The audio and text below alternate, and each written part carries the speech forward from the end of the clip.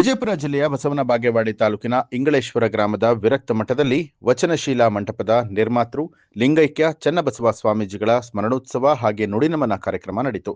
ಚಿತ್ರದುರ್ಗದ ಮುರುಘಾ ಮಠದ ಶ್ರೀ ಶಿವಮೂರ್ತಿ ಮುರುಘಾ ಶರಣರು ಲಿಂಗೈಕ್ಯ ಚನ್ನಬಸವ ಸ್ವಾಮೀಜಿಯ ಗದ್ದುಗೆಗೆ ದರ್ಶನವನ್ನ ಪಡೆದು ನಂತರ ಮಾತನಾಡಿದ್ರು. ಲಿಂಗೈಕ್ಯ ಚನ್ನಬಸವ ಸ್ವಾಮೀಜಿಯವರು ಜಗತ್ತಿನ ಹಿತ ಬಯಸುವಂಥ ಜಗದ್ಗುರುಗಳಾಗಿದ್ರು ಅಂತ ಹೇಳಿದ್ರು. ಸಿದ್ಧಲಿಂಗ ಸ್ವಾಮಿಗಳಿಗೋಸ್ಕರವಾಗಿ ಬಂದಿದ್ದೀವಿ, ನಿಮ್ಮೆಲ್ಲರಿಗೋಸ್ಕರವಾಗಿ ನಾವುಗಳು ಇಲ್ಲಿ ಬಂದಿದ್ದೇವೆ. ಚನ್ನಬಸವ ಮಹಾಸ್ವಾಮೀಜಿಯವರು ಅವರ ವೈವಿಧ್ಯತೆ ಏನು, ವೈಶಿಷ್ಟ್ಯತೆ ಏನು ಅನ್ನುವಂತ, ಅವರು ಭವರೋಗ ವೈದ್ಯರು. ರೋಗ ವೈದ್ಯರು ಎಲ್ಲ ಕಡೆ ಸಿಗ್ತಾರೆ, ಆದರೆ ಭವರೋಗ ವೈದ್ಯರು ಸಿಕ್ಕುವುದಿಲ್ಲ. What is the speciality of bhavaroga vaidya ವಿಚಾರ ಮಾಡಿ ನೋಡಿದಾಗ ಅವರಲ್ಲೇ ನಾವುಗಳು ಕಂಡುಕೊಳ್ಳುವಂತ ಒಂದು ಮಹತ್ತರವಾಗಿರುವಂತ ಲಕ್ಷಣ, ಗುಣ ಅಂತಂದ್ರೆ ಪರಮಾರ್ಥ ಜ್ಞಾನ. ಪರಮಾರ್ಥ ಜ್ಞಾನ,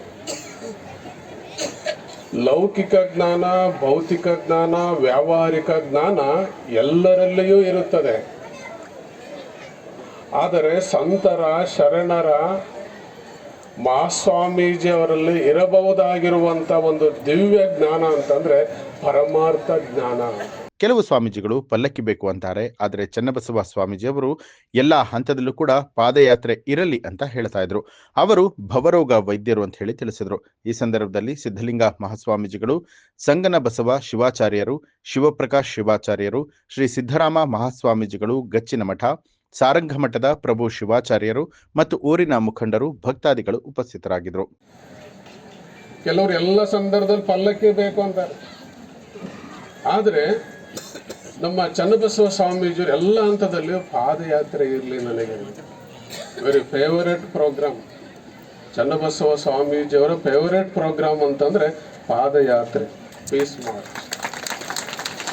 ಎಲ್ಲರೂ ಬರ್ರಿ ಹೋಗೋಣ, ಉಳಿವಿಗೆ ಹೋಗೋಣ, ಯಡಿಯೂರಿಗೆ ಹೋಗೋಣ, ಅಲ್ಲಿಗೆ ಹೋಗೋಣ, ಇಲ್ಲಿಗೆ ಹೋಗೋಣ ಅಂತೇಳಿ. ಅವ್ರು 100 ವರ್ಷ ಆದ ಹತ್ರಕ್ಕೆ ಬಂದಿದ್ರು. ಯಾಕೆ ಗೊತ್ತಾ? ಅವರದು ನೀಳಕಾಯ. ನೀಳಕಾಯ ಅದು ನಿರಾಳಕಾಯ, ಅದು ಉಡಾಳಕಾಯ ಅಲ್ಲ. ಅದು ಅಲ್ಲಿ ಉಡಾಳತನಕ್ಕೆ ಅವಕಾಶ ಇಲ್ಲ. ನೀಳಕಾಯ ಅದು ನಿರಾಳವಾಗಿರುವಂತ ಕಾಯ. ಆ ಶರೀರವನ್ನು ಎಷ್ಟು ಚೆನ್ನಾಗಿ ಅಂದ್ರೆ ಪಾದಯಾತ್ರೆಯ ಮುಖಾಂತರವಾಗಿ ಅವರು ದಣ್ಕೊಂತ ಇದ್ರು. ಶರೀರದ ಒಂದು ಒಬೆಸಿಟಿ ಅನ್ನುವಂಥದ್ದೇನಿದೆ, ಆ ಒಂದು ಕೊಲೆಸ್ಟ್ರಾಲ್ ಅನ್ನುವಂಥದ್ದೇನಿದೆ, ಆ ಬೊಜ್ಜು ಅನ್ನುವಂಥದ್ದೇನಿದೆ, ಅದನ್ನು ಅವರು ಪಾದಯಾತ್ರೆಯ ಮುಖಾಂತರವಾಗಿ ಅದನ್ನು ಕಳ್ಕೊಂತ ಇದ್ರು. ಅವ್ರ ಜೋಳಿಗೆ ಸದಾ ಕಾಲ ಉತ್ತುತ್ತಿಯಿಂದ, ಕಲ್ಸಕ್ಕರೆಯಿಂದ, ವಚನಗಳಿಂದ ತುಂಬಿರ್ತಾ ಇತ್ತು. ಈ ದಿಸೆಯಲ್ಲಿ ಚನ್ನಬಸವ ಸ್ವಾಮೀಜಿಯವರು ನಮ್ಮೆಲ್ಲರಿಗೆ ಆದರ್ಶಪ್ರಾಯರಾಗ್ತಾರೆ. ಅವರ ಆದರ್ಶಗಳನ್ನು ನಾವೆಲ್ಲರೂ ಮುಂದೆ ಇಟ್ಟುಕೊಂಡು ಹೋಗಬೇಕಾಗಿದೆ. ನ್ಯೂಸ್ ಅಲರ್ಟ್, ನಿಮ್ಮಿಂದ ನಿಮಗಾಗಿ.